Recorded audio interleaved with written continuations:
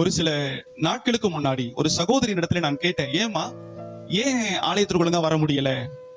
அவங்க சொன்ன பதில் நான் முன்னாடி கூட சொல்லி இருக்கிறேன். என் இருதயத்தை ரொம்ப கவலைப்படுத்தினது.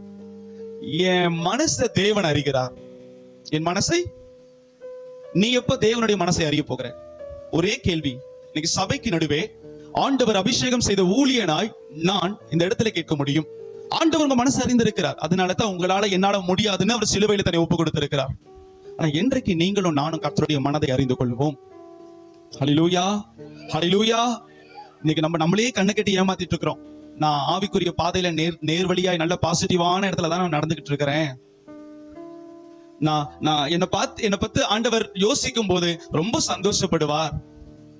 நீங்க யோசிங்களேன், ஆண்டவர் சமூகத்தில் உட்கார்ந்து யோசிங்க. உங்களுடைய வாழ்க்கை ஆண்டவருக்கு உண்மையாகவே கனி கொடுக்கிற ஒரு வாழ்க்கையா இருக்கா?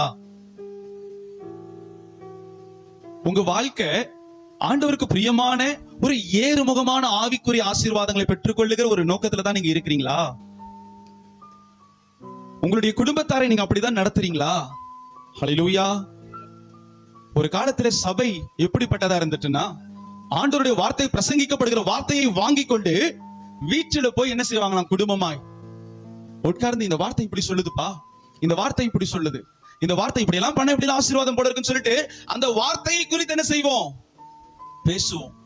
ஆனா இப்போ வருகிற நாட்கள்ல சபை எப்படி போயிட்டு இருக்குன்னா, போதகர் இப்படி பேசிட்டாரே. அல்லேலூயா.